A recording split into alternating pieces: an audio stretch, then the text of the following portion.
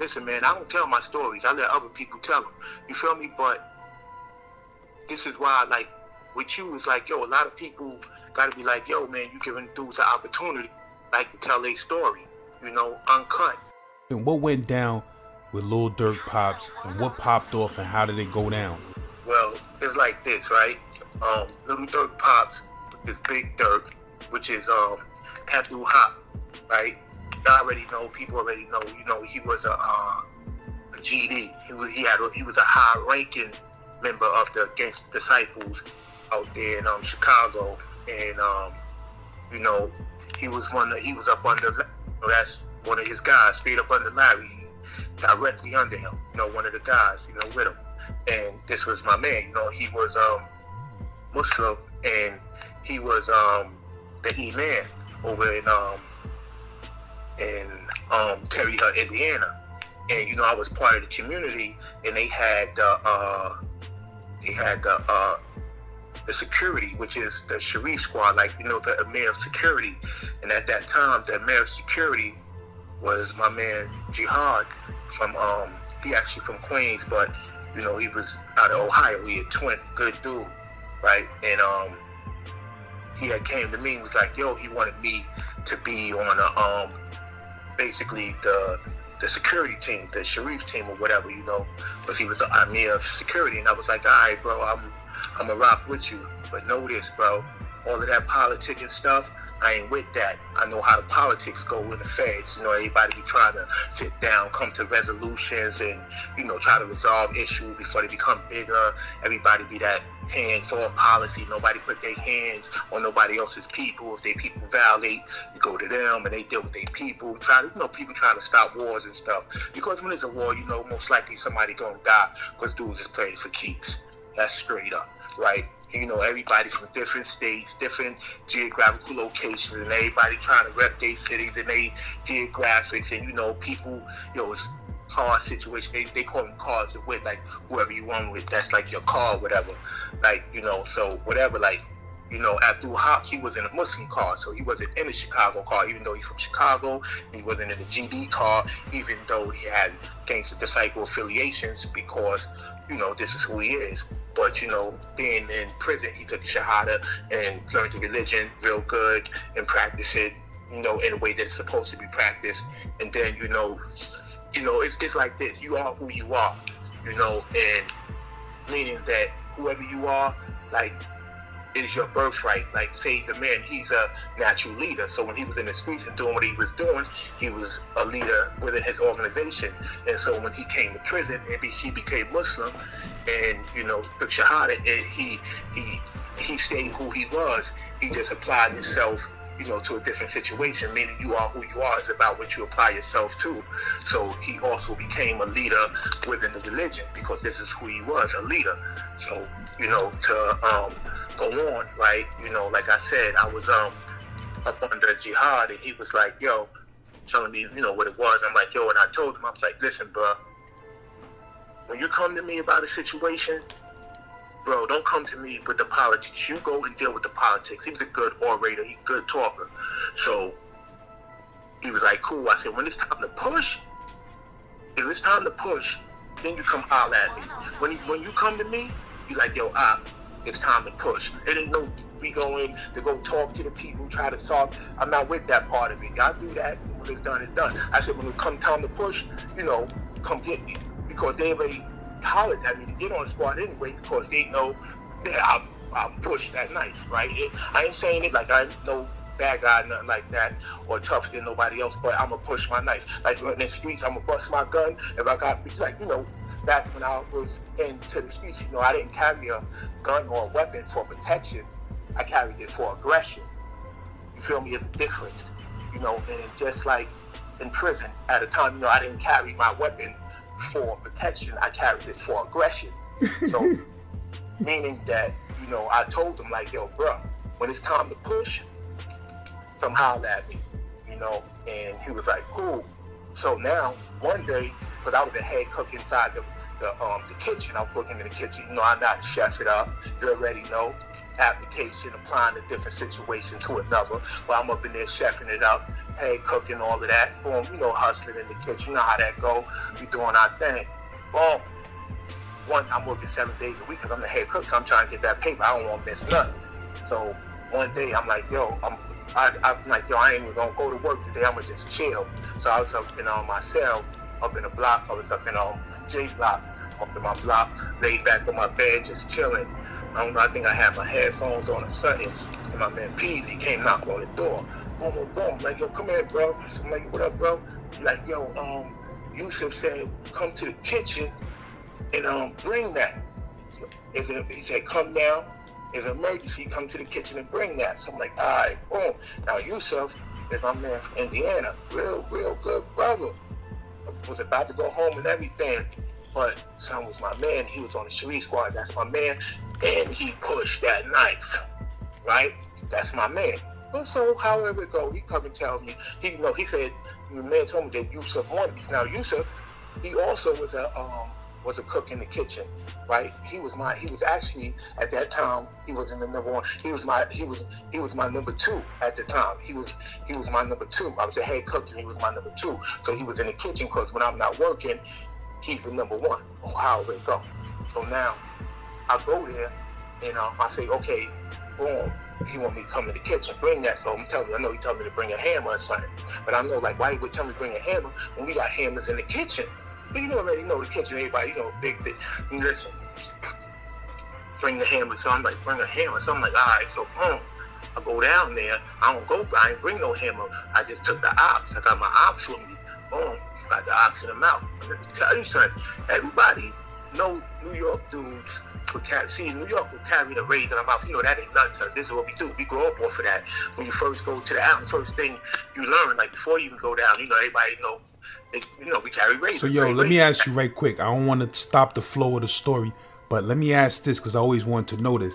Do dudes still be getting like cut in the face in the feds the way dudes get cut in the state? If a dude get cut in the face in the feds, bro, what we did it. You hear me? It was New York. Listen, the dude get cut in the face in the feds, bro. A New York dude did it, bro. Straight up, they already New York dude will cut you. We the only ones that really play with them razors like that, bro. Everybody know. They already know. That's why they know you gotta watch a New York dude getting up on you because he might have that thing. You don't even see where it's coming from. You know what I'm saying? You already know how we slick with it. You know what I mean? And that's like a major. See, us, it ain't nothing. We don't get understand it. We kind of slick with it. Cause like that's a little slick thing. Carrying the ox in the mouth, spitting it out, being able to spit it out like 3. You know what I'm saying? Like a whole foot from your mouth, like spit it out and catch it. Oh, all of the crazy stuff dudes used to do with the oxes and all of that. Put them in the mouth. The police can't find, run your finger through it. You know how you already know, son. Someone, we used to play with them things, right? But anyway, right? But yeah, you said so. You just went through with the ox instead of you ain't bring no hammer. You just went through with the ox. I took the ox with me. I got my ox with me in my mouth, right? Boom. So I'm waiting for. I want to get into the kitchen. I want to find my way to the kitchen. Boom. I get there.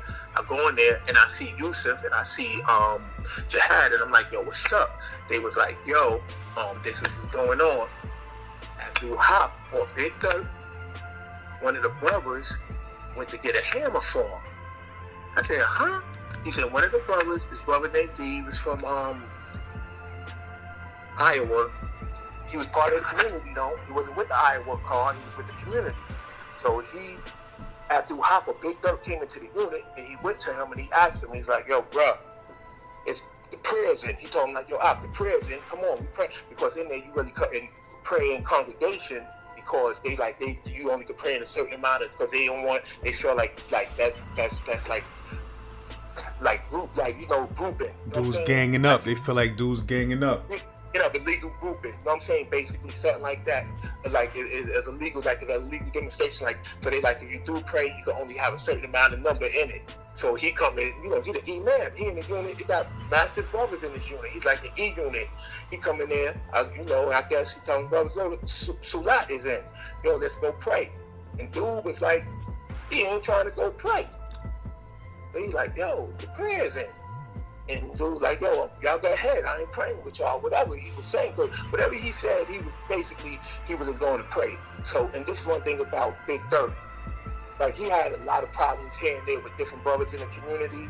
But I'm going to tell you something. Every time he had a problem with a brother, it was never over no BS. It was always over. He was trying to get them to practice the religion in the way that it was supposed to be practiced. And he trying to get them, like, he coming at them about the religion, about practicing it, about not doing this, not doing that. Or yeah, he tried to get through the pray, and dude didn't want to pray. So however it went, they start getting into a verbal confrontation, and they start having a argument or whatever. They start arguing, and you know, got a little heated or whatever. You know, and dude walked off. Now when dude walked off, he went to one of his dudes from his state or his city from Iowa and asked him for a hammer. You feel me? Mm-hmm. So he asked him for a hammer. So now I don't know if they gave it to him or whatever, but they supposed to give him a hammer. And when it happened, the dudes told each other, like, yo, one of them came and told him, like, yo, the dude, what's his name, just gave him a hammer. You know, you get him a hammer, that's cool, that's our homeboy, but you know, he with the Muslim car, and he just got into an argument with they eat man, with Durk. You know what I'm saying? With Abdul Haq, with Big Durk. And they was like, yo, what? So they went and they told another brother, Mansour, from Cincinnati. Funny dude, right? They told Mansour, they like, yo, brother Mansour, yo, listen. And they told him what happened. Basically, yo, we gave dude a hammer, because he our homeboy, but we didn't know we was giving him a hammer, and he just got into a beef with y'all eat man. So he was like, huh? So they told him about it. So he was like, yo, he didn't even go to Abdul Haq, man. So he, or Durk, you know what I'm saying? He went to go holler at the dude's D. So he went to go holler at him. He went to go holler at him. Dude wilded out on him. You feel what I'm saying? Dude wilded out on him. Chased him off the cell. Was like, yo, get out my cell. On everything. On blood. He started screaming some blood stuff or crazy stuff, bro. You hear me? And dude ran him out the cell. So he went and told Big Durk what happened. And whatever. And so after that, I guess the next morning, Durk shot the message to Jihad or whatever, because nothing basically didn't happen that night there. None of them brothers went and handled no business or nothing like that. You feel me? Mm-hmm. He ain't bust no move with the hammer, but dudes already knew he had the hammer or whatever, but ain't nothing happened. And now they telling me basically bits and pieces of the story, basically trying to give me the shorter version. You know, try to make a short story shorter, so they try to give me the short version. Like, this is what happened. Dude, when he got a knife for Durk, this is what's going on. We gonna handle the situation. So he started giving me a whole bunch of like movie scenes, basically like, yo, we gonna do it like this. Yo, we gonna go back there. We gonna pull him here. We gonna do this. I'm gonna say this. And when I say that, I'm like, bro, what are you doing? Yo, this is some real stuff. Yo, bro. Bro, it's bugging me out, son, because he trying to make a movie out the joint, son. And I'm like, yo, son, we gonna stab dude or what? Like, what's going on? You feel me? I told dude, don't come get me unless it's time to push. You feel me? Now, let me tell you, when I walk in the kitchen, when he tell me all of this stuff, I'm walking towards the back of the kitchen, because I know we got hammers back there. Like I told you, we got my ox on me. So when we get back, I go up over there with the pot. We got these little things I can lick, reach up in there, I grab the hammer. Boom, I get the little hammer. So now I got the hammer. Boom, got it's like a pit, like, you know what I'm saying, like a long crazy screw with the crazy point. A murder weapon, right? Anyway, right? So I got the joint and I got the ox in my mouth, mind you. So now we talking and they giving me all these scenes, these movie scenes. So I'm like, yo, this stuff is bugging me out. You feel me? Because I guess dudes ain't really soldiers or whatever. You know what I'm saying? You know how dudes ain't really soldiers, and they probably been and stuff or whatever, but they ain't really bust no moves. They ain't never, you know what I'm saying? So it's like they ain't been knife to knife. They ain't been in the 1,000 shooter. They don't really know how to, put no move together. They was like neophytes in the Valence game, and I'm like an ultra violent dude. So I'm like, yo, what the heck? Like, what we gonna do? So at the end of the day, you know what I'm saying? He put together something. Whatever, we supposed to go in the dish room when the kitchen clear, we go call dudes in the dish room, because there ain't no cameras back in the dish room, and there ain't no cameras in the back of the kitchen where they cook at and all of that. There's only cameras in basically in a dining room, the big dining room area. That's how most of the kitchens are made and fed. Right, anyway, we go in the dish room And dudes, he calling them in there. We told the dudes that was in there to get out. It was working in there to get out. And we all went in there. A few of us, Mansour, me, Yusuf, Jihad, and it was a couple other brothers that was just hanging out. And they called dude in there. Now, mind you, when I was in there the whole time when everything was going on in the kitchen, I was watching dude. He was there. He was moving around from table to table, I guess, talking to his little homeboys, letting them know what was going on, that he, whatever. So now when I'm looking at him, he looked like he got something in his pocket. This is some real stuff, right? So now I'm watching the whole thing. So now later on, we finally get up in the thing. Like I told you, they put together a movie scene. They said they was going to be back there. Jihad was going to be talking to him, asking him what happened, this and that and that. And when he say, may Allah forgive you, that's supposed to be like the code for like, that pop off. You feel what I'm saying? Mm-hmm. This is real talk, right? This is crazy, right? This is how goofy this stuff is, be. Right? So now, we go to the back, dude back there, we all back there. Boom. While we back there, he talking to him like, yo, why you went and got the knife for Durk, this and that and that. And he was like, no, because he felt threatened, this and that, he didn't know, whatever, Durk got a reputation or whatever. But be like, yo, that's your brother though, man, that's your man. Why would you think he would, because you had an argument about the prayer, like, why would you think the man would even go, you think the man would harm you over that? Like you his brother, like, yo, you tripping. He's like, yo, I went and got, whatever he was saying about why he did it or whatever. So Jihad was like, yo, man, all right, man, well, may Allah forgive you. Like that, you feel what I'm saying? And when he said that, I'm looking at Yusuf is right here, Mansour is right there. Now, mind you, Mansour is there. Why? I don't know. He ain't on the Sharif squad or nothing, but he was the one who got the information and went back to what's the name with it, with Durk with it. So anyway, he there. So now when the joint pop off, he say, yo, may Allah forgive you. And ain't nobody do nothing. So I'm next to Yusuf and I kick his feet like, yo, bro, what's up with that gonna do? I want to see how these dudes do this action. Because I want to see how they act. You know what I'm saying? These dudes from different states and stuff. I'm from New York. So I want to see how other dudes rock it. I'm a rock now, but I want to see what dudes do.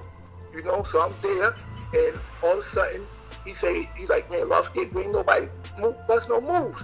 So when I kicked Yusuf's foot, so he was like, yeah, so he said it again, man, Allah forgive you. So I'm like, thanks for that. So now I told you, I see his pockets or whatever, looked like he had something in his pocket. So as soon as he said that, I just stole him. Boom! And then I rushed him. I stole him and I rushed him because I thought he had something in his pocket. So when I rushed him, so once I snuffed him to rush him, everybody else started swinging on him, but I'm going for his pocket. When I go in his pocket, bro, dude got a banana in his pocket, bro. Bro, this is some funny stuff, bro. Dude had a banana in his pocket. He wasn't around playing games, bro. Bro, son, right? Anyway, right? I don't know, son. I'm an alpha, son. I can't even see that, right? But anyway, the dude had the banana in his pocket. I got the banana, and now when I grab the banana, I look at it, it's a banana. When I do that, they got him on the floor now. And they like stomping him out. And Jihad like, yo, you ever do that to my man? Go get no knife on me. Pouncing him out. So I'm like, man, these dudes playing with it. Now, mind you, remember, I got the pick on me, the knife on me, and I got the ox on me. So now what I do, while they pounded him out and all of that, dude got dreads or whatever. I spit the ox out, boom, right over there while they was all trying to pound him, went, grabbed him by the dreads, and I took it and I put it on like the side of his face by his eyes, like by the under his ear really, and he grabbed my wrist. When he grabbed my wrist, I moved my arm and just went up, wow. Him with the joint all the way from behind his ear all the way across his face to the other ear, right? And then after I did that, I just ragged him like 3 more times. Bam, bam, bam, right? Listen, I ragged him like 3 more times in the face, right, son? You hear me? So I gave him like 4 cuts across his joint. Raggedy, son, you hear me? Raggedy. And now, you know how them joints would be super slim, and then them joints just bust open? Them joints bust, and people seen the blood, and everybody just ran out because nobody even knew what happened because they were playing games with it, son. You feel me? So they all run out, and everybody starts seeing the blood, so he runs out the fish room. Boom, I just calmly slide up out of there. Boom, now mind you, I was trying to be in disguise, had on the hairnet, the beard guard, trying to cover my face and all of that. whatever when I came about the joint. So anyway, I come about the joint, I walk to the back of the kitchen. I see dude go up to the, because remember they done locked the kitchen now. We locked in there because chow was over. They done emptied the chow hall. So we locked in there. So dude go to the door in the chow hall. You know what I'm saying? Boom, to the door. And what's his name come to the door? The hallway police, the hallway cop. He come to see him and open the door because he see the blood, let him out. Like, oh man, once they see him, boom, they shut down everything. The whole jail was shut down. They shut it down, boom. We locked in the kitchen. They called everybody out from the back. Now, I done went in the back already. I went to the back of the kitchen already, and, you know, I was back there faking like I was at work or whatever, because, you know, I do work 7 days a week, so I did come back. So even though I didn't go to work that morning, I wasn't on the count, the police would let me in there. You know what I'm saying? Even they gonna let me in the back. I'm the head cook. You know what I'm saying? They gonna let me in the back. I kind of like run the kitchen in the daytime, whatever. Really, you know what I'm saying? Like, yeah, how it go. Yeah. So, yeah, for a while I ran that kitchen, man. Anybody was there with me, they know that anybody was in Terry Hut, man, from the years like 2006, 7, all the way to like 2015. They can't tell you they don't know Murdah. You hear me? For real, from New York, they ain't gonna tell you they don't know me. Ain't no way. You feel me? They know what it is. I ain't got to do no front. You know, I ain't no bad guy, but I played one in the movies. Right? Anyway, like I said, right? They came. I was back in the back of the kitchen, and I was basically just faking like I was there for work or whatever. And I knew that the police that worked back there, he would back me up like, yeah, he was like, yeah, Murdah was at work or whatever, you know. And anyway, they come in there and they make everybody come from the back of the kitchen and make all of us come up in the front. And when they did that, they lined up everybody on the walls around the whole kitchen. Everybody was lined up on the walls, and they came in with a squad from off the compound, and they came all in the kitchen, and they walked around from the whole kitchen, and they made us take off our shirts and look at the front and back of our hands, basically to see if we had any blood on us or whatever, you know. And they walked around the whole kitchen. Now, if they, you know, I already done put the ox up and hammer, you know, I already done got rid of everything or whatever, you know. And that was it. So now they walking around. And now this is the thing, while they doing this, while we lined up, I'm all the way at the end by where they serve at. They coming in already at the door somewhere. So they just starting. I'm lined up on the walls away from everybody. You know, everybody done separated from each other or whatever. But Yusuf come up to me. You know, this is my man. He my unit and everything. I'm talking about this is my homie. It's my homie. And you know, I like Yusuf now. I'll push for him, and I know he gonna push for me. So he come and he like, come on, man. Dudes is talking about, you know, dudes gonna have to take their weight and stuff because, you know, dude is saying that he still got his 2255 in the court and he ain't trying to fight his case from the shoot. Son, this is some serious stuff. This is some crazy stuff, bro. You hear me? So I'm like, huh? I said, bro, get the F away from me, bro. Get away from me, bro. Get away from me, bro. So he got away from me. So I'm over here. I'm like, yo, what the heck is he talking about? We're in the middle of a whole big thing, and you talking about, yo, bro, somebody gotta take their weight, bro. I'm in the court, so I ain't trying to go to the shit. What are you talking about? What you was there for, bro? What you mean? Dudes was talking about somebody got to take the weight for the kid who got cut? No, man saw the dude, the one who went to the kid's cell, the one who they had what the information to, that went to Durk with it. Yeah. Man saw he was like, yo, he was like, yo, dudes got these terms basically saying that whoever did it gotta take their weight because he ain't trying to go down for it because he ain't trying to go in the shoot. What? That's what I'm saying. The thing is, ain't about taking my weight for the joint. My whole thing is, listen, I ain't taking nothing. If dude tell on me, or if somebody tell on me, I'm cool with it, and I'm just gonna have to rock out and fight the case. But I'm not gonna just go in there and tell on myself, I'm like, yeah, who did it? I did it to save everybody. Yo, dude, y'all was there. You feel what I'm saying? Y'all was there. Y'all participated. Yeah, I put the major work in because I'm a major worker. Y'all dudes came in there faking. Don't come to me. I'm not here to beat nobody. Yo, we grown men. You feel what I'm saying? What's up? If we going to war, we going to war, bro. Every time you go to war, man, it's like, listen, man, everything, I look at everything as war, bro, because it's like this, man. Every time you go have physical confrontation, man, or conflict, put it like this, every conflict has a potential for physical confrontation, and every physical confrontation has a potential for death. So anytime I'm involved in conflict that I know that can lead to physical confrontation, I go to it saying that, yo, that my life might be on the line, so therefore I have to approach it with deadly force, bro. So anytime I'm in conflict, bro, I'm looking at it, you might be looking at it like it's something small, bro, but I'm looking at it like my life is on the line. So I'm going to defend myself with deadly force, bro, because I'm not going to let you kill me, whether intentional or unintentional, bro. But it might not be your desire to kill me or your intent, but that don't mean you won't, bro. You feel me? So that's why when I go, it's like I'm ready. I'm going to war. You coming to play game? I'm gonna do them. Nah, bro, I'm gonna hurt you, bro. Stop playing. You feel me? So anyway, at the end of the day, dudes say this stuff, man, and I'm already. So I'm tight. I'm like, yo, whatever. So I'm there. Dudes come, they come, whatever. They search everybody's hands, boom. They leave out. Next thing you know, they start calling everybody that they know was affiliated with the Muslim community. And they start calling them to the lieutenant office. So they was calling one brother at a time, and they called like two brothers from Ohio that wasn't even part of the situation. And then they start calling everybody else. They called Jihad.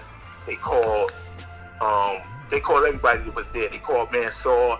Now the last ones that was left, after they did all of that and took all of them brothers out, they took like 4 brothers out, 5 brothers out, and the last ones in there was me and Yusuf, because we was kitchen workers, so we could have right to be in the kitchen. All the other dudes, some of them was kitchen workers, but you know, some of them wasn't. Like Jahar, he wasn't his kitchen worker, even though he was supposed to be in there. But anyway, we go and we go back in the back. They let everybody start doing their thing again. They left, they whatever.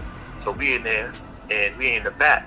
So now I'm just waiting for the kitchen to open back up for it to be a rec move, because I'm like, yo, once a rec move come, I'm out of here. I'm up out of the kitchen. You feel what I'm saying? I'm going back to the unit. So because they didn't never have a rec move because of the situation.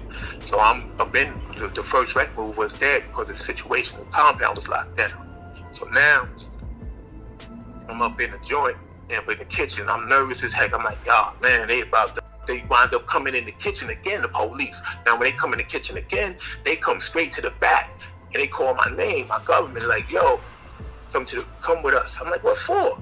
They're like, yo, just come with us. I'm like, all right, whatever. So I go with them. They take me to the lieutenant office, and they looking at my hands and all of that stuff. They look at my clothes and try to tell me that some of the stains on my shirt look like it was blood, but it was dry. So I'm like, yo, nah, these stains on my shirt, because I work in the kitchen. I know I'm the head cook in the kitchen. This is the shirt that I wear for work, so those stains be like from food and stuff. They just been clean, but the stains stay in there, whatever. So they like, yeah, all right, whatever. But they was like, yo, man, we think this dude right here that's on film, the dude they talking about, look like me, the dude with the beard guard and the neck hat, the beard guard and the hat is the net, you know what I'm saying, the hair net coming up out of the dish room on tape looks like me. They think it's me. Somebody saying it's me. I said, man, that's not me. They like, man, that's you. One of the police was like, yo, and that it was all white police that work up there. We in Indiana, bro. We in Terry Hut, man. You already know. We in Klan country. Anyway, it was one black dude working there, and it was the black dude that was saying that it was me on the camera. I'm like, yo, this is some bullshit, right? So anyway, I go to the shoe. I'm in the shoe. Now, when I get in there, you go on the first cages or whatever, where they gotta, strip you down and all of that stuff like that. So I'm there. They strip me down and all of that. I see Yusuf. He coming after me. So I guess they snatched him up now too. So now I go and they take me to my cell. So now I'm in my cell. They bring Yusuf in there.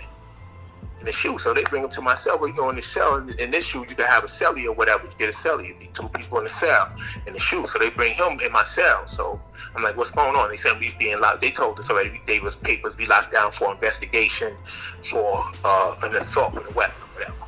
So they give us the investigation papers or whatever. We under investigation. So Yusuf come in the cell because I'm already in there.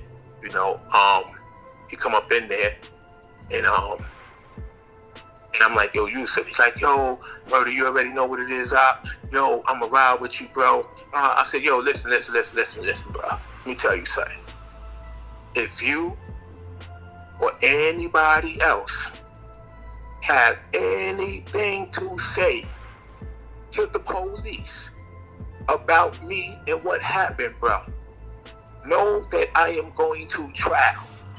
So anything that you say to them police, bro, you are going to have to say it at trial, on the stand. You understand what I'm saying? Meaning that I'm going to have documentation of you doing what you do to me. You feel me? And it's going to get to, and then we take it from there. You feel what I'm saying, son? And basically, that's what I told him. He was like, nah, you know, I would never. I said, listen, bro, you come up there telling me, man, so telling me something about that he ain't trying to go to shoot because he got a doggone open case and that. What you trying to say, bro? You ain't got an open case. You shouldn't have been there, bro. What the heck is you talking about? How it go down and go down, bro? You feel what I'm saying? So I'm mad. Like, yo, they come and get me, bro. I work and now everybody acting like little broads or whatever. So I'm like this. So now, whatever, you know what happened? And the federales, because see, you gotta understand, Terry Hutt, they have Terry Hutt, they have the death penalty there. And like for the feds, if you got the death penalty in the feds, that's where you go. You go to Terry Hutt.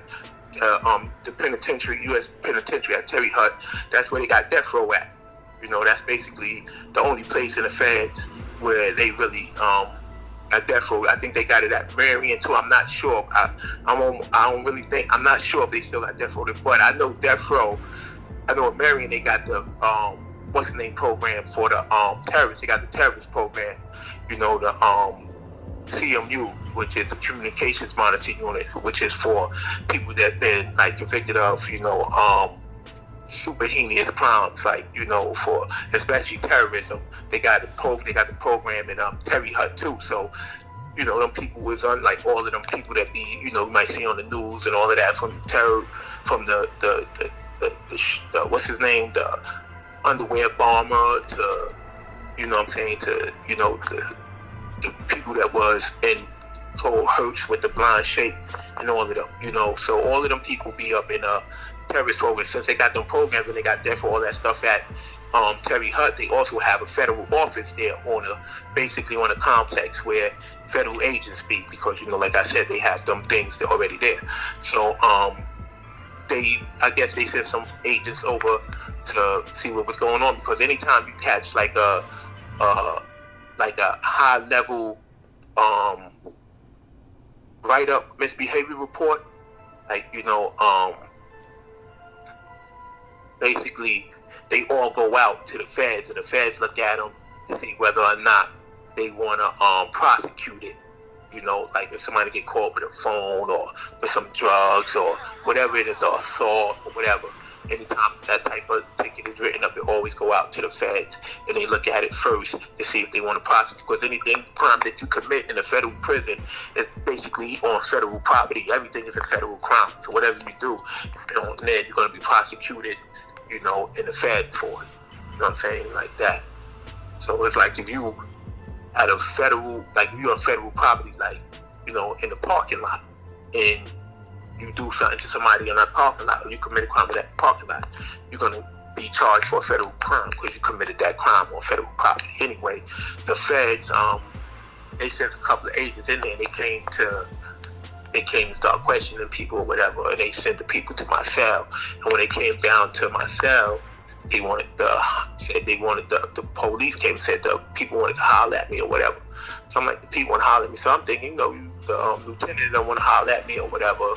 Like they do, they pull you out. They want to holler at the lieutenant and them, yo, you're under investigation. This is going on. What you know about it? You be like, I don't know nothing. Nah, I do what y'all do. But anyway, they calling me out. So I go and I come out the cell. When I come out the cell, you know, you put your arms out first to get cuffed. You put your arms out through the back of the cell, they cuff you. You come out, you know what I'm saying, with yourself, you know, handcuffed or whatever. You know, they cuff you, bring you out. And they look like they're about to walk me down the hallway, and I see the agents there. So when I see them, I'm like, nah, bro, I'm cool. Y'all ain't making me talk to them. So they're like, what's going on? I'm like, yo, I'm not going to talk. I said, anything I got to say to them, anybody want to question me, they can question me right here on the tier. You feel me? I said, on the tier. Y'all can write with everybody on their cell doors. Y'all question me right here on the tier if y'all want to question me. I have nothing to hide from nobody in the world. Let's go. What y'all want to know? You feel me? And they came down and I stood on the tier. I'm like, I'm not going nowhere to talk to them. They talked to me right there. And they like, yo, Scott, I don't know. I don't know, bro. Y'all say y'all got tapes and all of this, and I know they don't got no tapes, so they got tapes of people going in and out. They don't got no proof of what nobody. They can't say nothing. Only thing they got is somebody saying something. Is this what happened? Either dude say this happened, he did this to me, or somebody that was with me saying this is what happened and Murdah did that. So I'm like, yo, if somebody saying that I did it, let's see who's saying it. What's going on? Now they ain't saying nothing. They just asking. I'm like, all right, cool, and I kept it pushing. Went back in my cell, they left the tier, whatever. I was talking to them right in front of the whole tier. You feel what I'm saying? Son, straight gangster, right? So I'm up in there.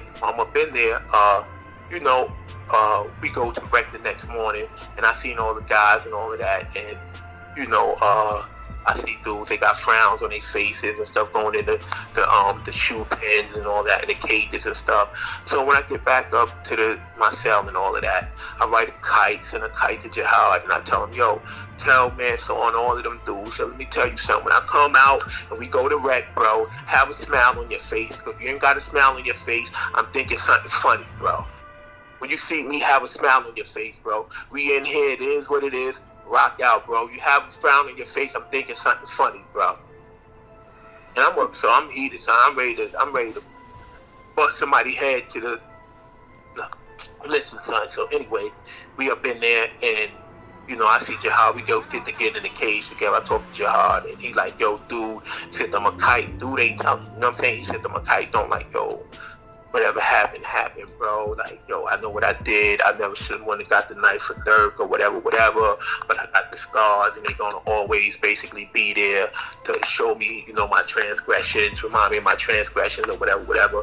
Go to McKay and all of that. And he's like, yo, you just gonna, you know, fall back and just rock out. He's telling the people we don't know what happened. You feel what I'm saying? So that's what he told y'all. So we already knew we was gonna come through. You know what I'm saying? Like, you know what I'm saying, with flying colors on the joint, unless somebody say something.